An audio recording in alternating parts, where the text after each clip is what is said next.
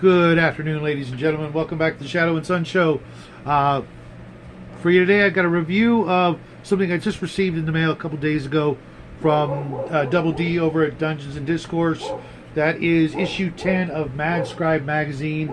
I have not seen anything like this in a good long time other than Dragon Magazine, Dungeon Magazine, back in the day. It is a quarterly magazine that you can find on drive-through. But they were nice enough to send me one.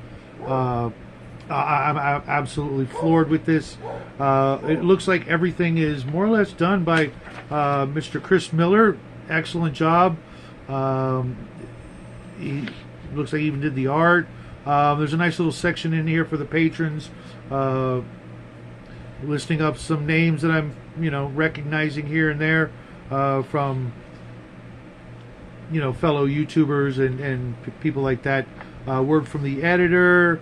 The first article right off the bat just sucked me in. Artists, AI, and marketing: the future of tabletop role-playing games.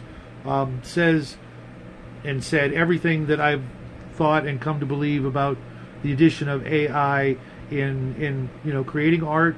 As you guys know from our God Wars thing that we're working on. Thanks again, George. Lord Mateus wrote this article. I did not even see that. Awesome. A good guy out there. Great channel. I reviewed one of his books a while back, and he's going to be in the God Wars campaign too. Small world. But definitely, if for nothing else, this article alone should really shed some light on what's really going on, what's going to happen. A lot of my predictions. The next article is Pop Culture Killed D&D. I couldn't agree more. Another, interesting article that, kind of sums up what's going on, kind of a newsy article. Then the Don't Panic article, remembering the Satanic Panic. I was caught up in that back in the day. Fortunately, my parents didn't have a problem with me reading books and playing games like this, but I knew a lot of other people. But I did, being here in California, I did see some of the things that the parents were actually worried about, and I'm going to probably do my own take on that, because while a lot of people think it was just overblown media hype and another thing, fear porn before the term was coined, there were people out there that took this a little too far, and I knew several of them. I saw things happen that most of you didn't hear about, so I'll probably do something about that later. Being a Christian and all, I have some concerns even to this day. A nice ad for Baptism of Fire, not my kind of game, but our good friend DM James loves it. And then I was blown away. An article on Red Dwarf, one of my all-time favorite shows, one of my all-time favorite things out of all things that exist. It was just an absolute tour de force of sci-fi and comedy. If you've never seen Red Dwarf, go out and get it. Several interesting ads for Checkpoint Miniatures, very old school looking D&D miniatures. I believe they're 25 millimeter, and I do believe they're metal. Love that. Fez and Monocle's Q2 board game review. Honestly, I didn't see a single game in here that I would want to purchase. The Elder Scrolls game, I played the video game. I'm not really interested in playing a board game version of it. A lot of the other board games are not really fantasy oriented. They're more like games you'd play with your kids, Chutes and Ladders, Candyland, a little more grown up than that. The Anatomy of a Medieval Castle. a great article with origins and construction, function and defense, and then the attacker's tactics, coupled with lots of really nice terrain that was built by, I'm not sure who, I'd have to go check the contents page again, but several pages of explaining all the ins and outs of castles and towers and things like that. That, you know, a couple of things that I didn't even know much about, and I'm trying to do an article on castles in role playing, as in your fighter gets to 9th level, gets to build one. Where do you go from there? Another ad from Checkpoint Miniature, more fantasy dwarves. Then this was a really interesting article as well, by Chris Miller.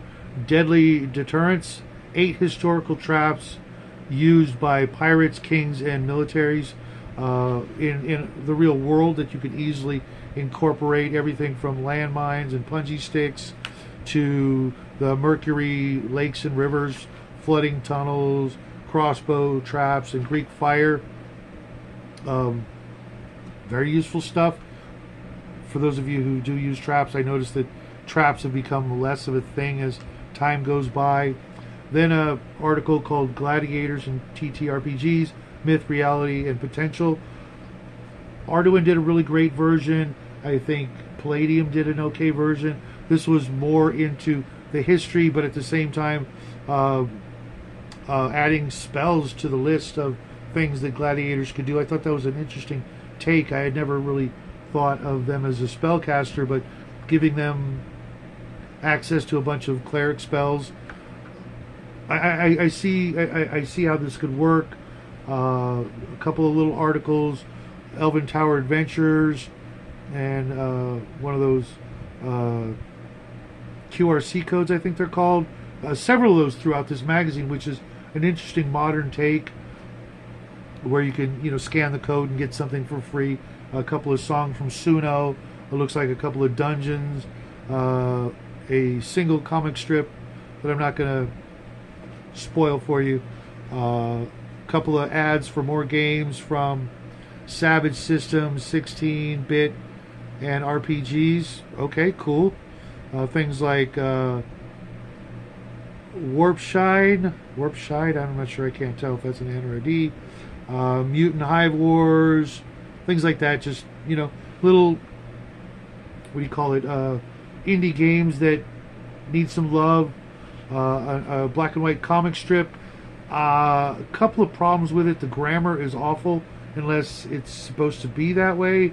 I didn't understand it because it seems like it was written by someone from an Eastern Bloc country or something like that. That their grammar's not so good. Then the QRC, QVC, whatever the codes are for a couple of heavy metal songs with what looks to be the lyric sheets. Nice. A couple more ads. We were talking about this morning. Dungeon Degenerates. I know a few people who want this in their collection by Goblin Comegamall.com. Dungeon Degenerates, witchcraft, demonology, drug use, sorcery, criminality, perversion, barbarism, crystals, blasphemy, divination, cannibalism, and gambling. From Bothered About Dungeon Degenerates. If you remember, Bad was the watch group for the Satanic Panic back in the day. And then a couple of page spread on Mitzi McLeod. I hope there's something better next time, because it was kind of cringy, kind of disconcerting for me at least. But your mileage may vary. The Ziggurat of Power, which is a multi-page how-to on creating a 6-level ziggurat with a subterranean sewer system made out of the pink foam that I can't get. Thank you for rubbing it in. I know you didn't know, but that stuff is rarer than hen's teeth out here.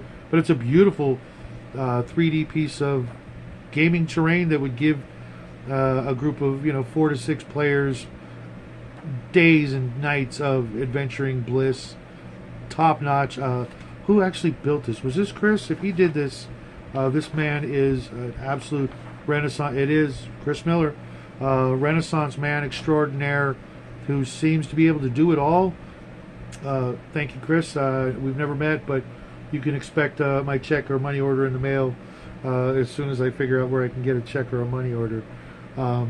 Another game ad for a game called Anchor, which looks like a Sumerian myth and ancient astronaut theory game by Mad Scribe Games. I know a couple of people who would love that. Okay, fun. And then story of Kalunkalulu. I'm butchering the name, but it's gosh, this looks like a 6-page short story. I'm not sure if it's going to be continued in the next magazine, but I'll be getting it. There's the back cover, front cover. Check this out. Double D, thanks, man. This was actually a lot of fun. Brought back a lot of nostalgic feelings toward Dragon magazine, which, you know, Bubba and I will be reviewing issue 11 tomorrow morning. But thanks, man. This was really, really cool. And Chris, you can expect me to keep talking about this.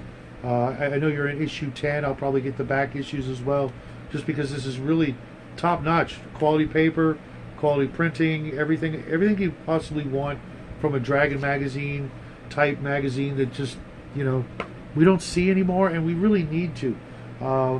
Instead of just it being, you know, one company's, you know, paper bound advert for everything they're doing this month or this quarter. This is love to a whole bunch of indie creators that look like, you know, except for the degenerate thing, look like they, you know, they've got their finger on the pulse and watching it, you know, almost flatline. And we need to do something to prevent that.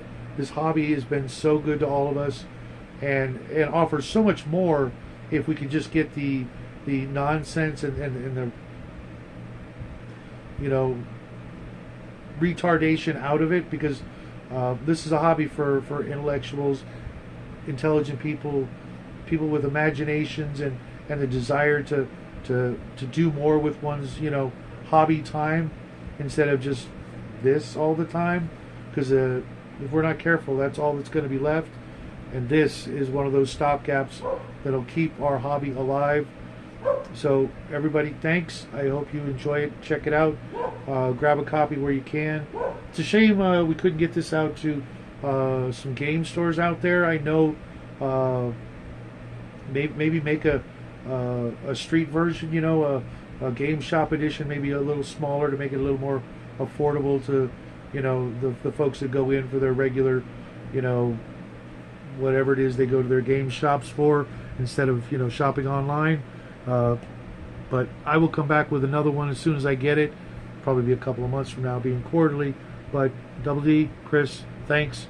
Everybody else who was involved in the project, all the patrons, keep doing what you're doing. Hopefully I'll get my name in there too. Who knows? But until then, I will see you guys tomorrow with a paint and craft video, and then we'll do some more stuff over the weekend.